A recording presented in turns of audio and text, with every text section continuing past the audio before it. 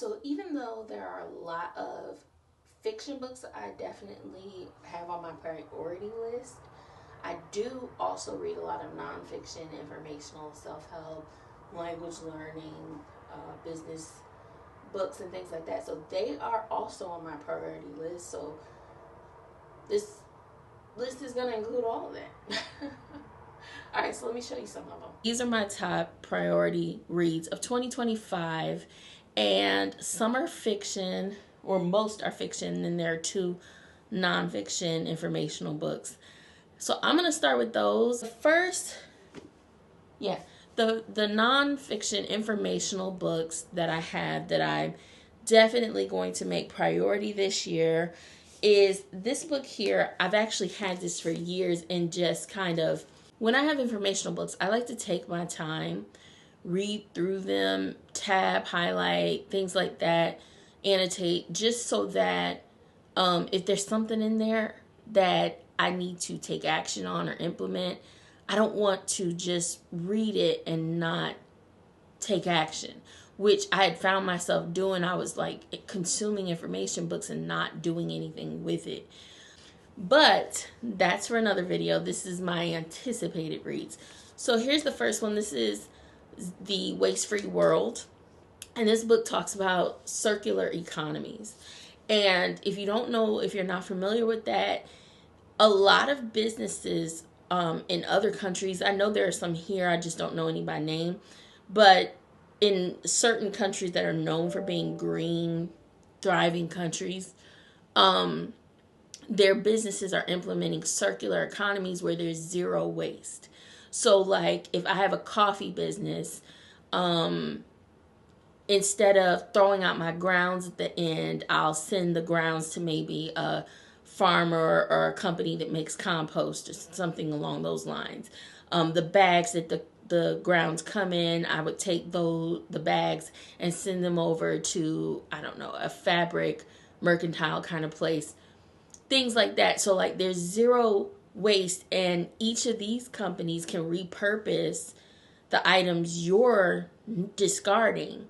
Because I know from working in logistics, a lot of things go into making one product where the rest of that component isn't needed, and it's just kind of discarded. But if the warehouses, sell it to another business or just enter a partnership, there's no waste. So we can create a waste-free world, essentially, if all businesses take on this model. So like the author in this book talks about like how trash, just trash, is actually a multi-billion-dollar business. And I don't think most people know that. We know that we generate a lot of trash just in everyday living and life, and let alone big businesses.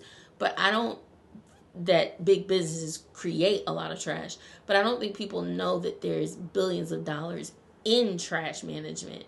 And so for that reason, just like prison, privately, most of these privately owned prisons, these people own this. They're making money off sending people to prison. So just like that whole structure, of course, nobody wants change because you're taking money from my bottom line. Then I have Flow. I know this book is old. People have been talking about this for years. He was, I believe, the first person to talk about getting into the flow state and how like people have achieved superhuman things by entering flow state. And even though people have talked about his, speeches and book for a long time and paraphrasing everything, sometimes you just have to go to the source, because you might get something or glean a different meaning that people kind of gloss over. And I found that out just from reading the 12-week year, that there are things that people never mentioned so far that I have not heard anyone mention, that I'm like, that's a good idea. Nobody talks about that. So I plan to read that. Now getting into the fun books. Fiction, fantasy, fun reads, because I'm mostly a fantasy reader. So I picked this up yesterday. This is Darkly by Marisha Pessel. And I picked this up just walking through Target while I was waiting for my niece, and this story is this is about a girl.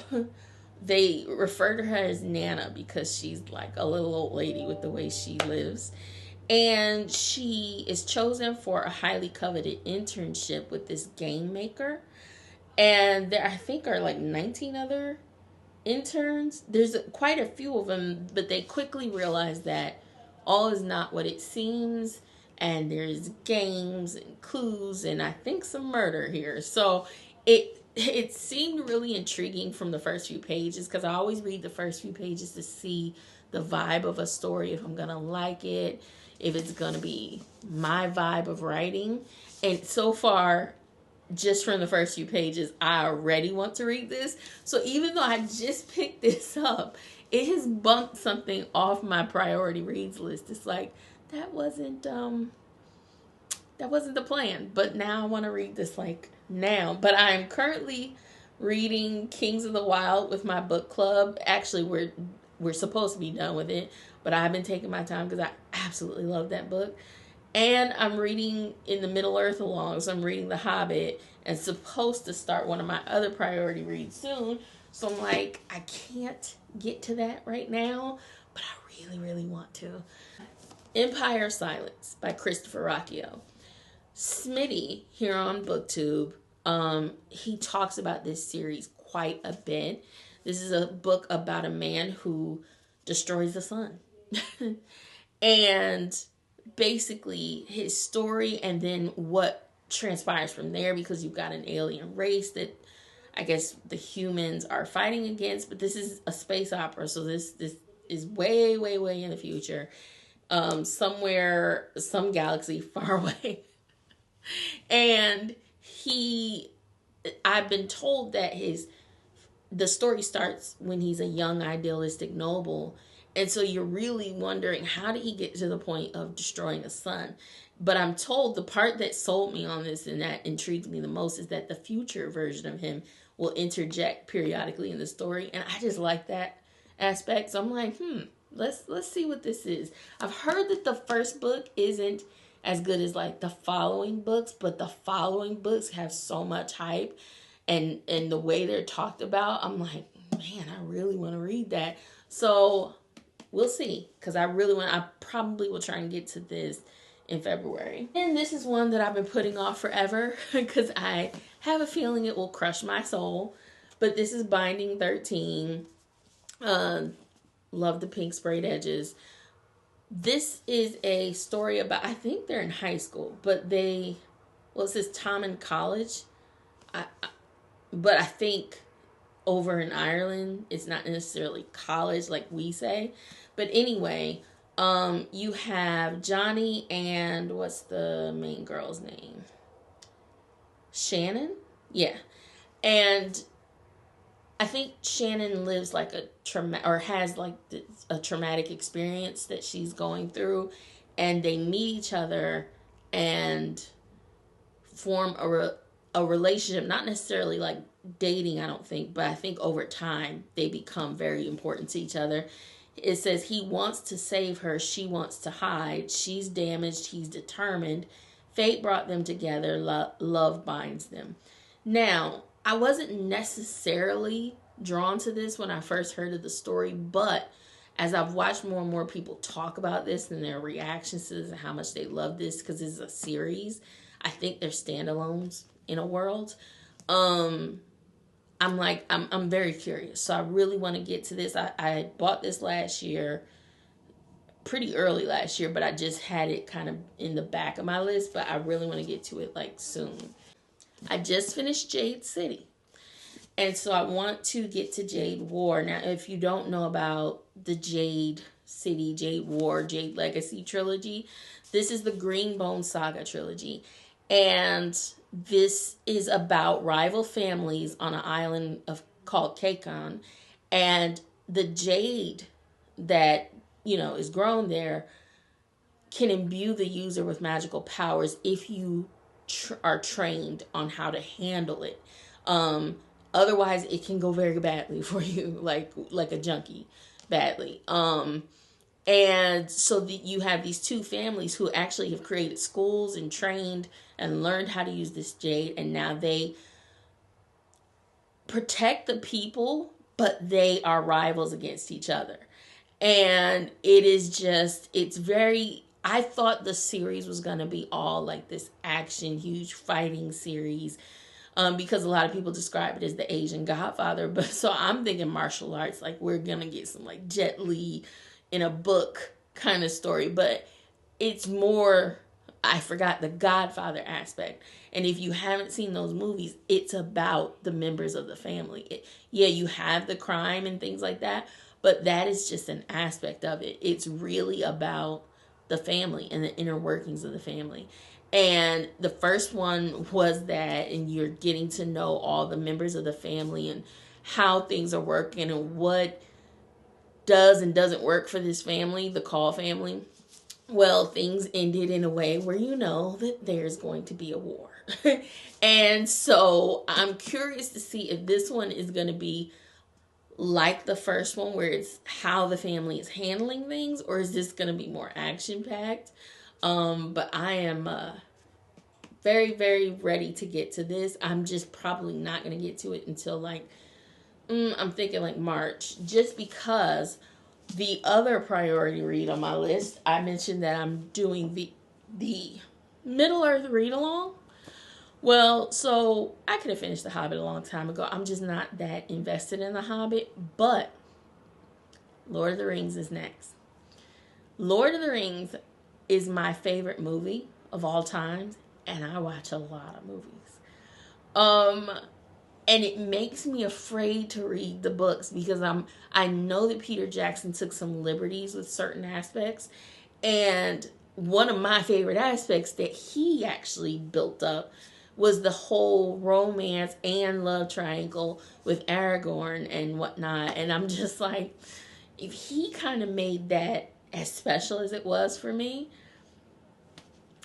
am I gonna love the books? Like, I know I'm gonna love the adventure part, but I'm gonna want, some more Aragorn romance, and I know that they embellished that and made more of it because they said it wasn't as prevalent in the books.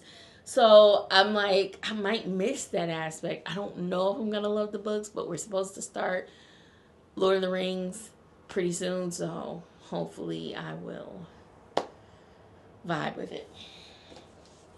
Next up, this is one I've put off. And I don't have a copy of Lord of the Rings, so I have to go get one.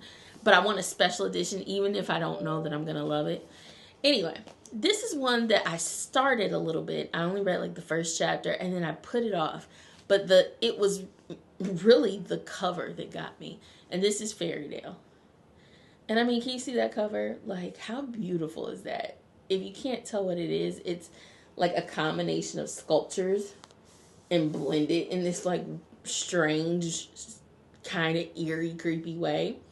But anyway, the story Fairy Tale is about a young woman. She's an orphan.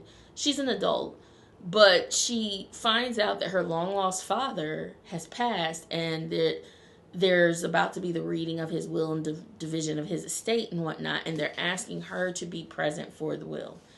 So of course you're finding out, oh, this guy was alive, and now, so she's asked to go to this town, but it's a town no one's heard of.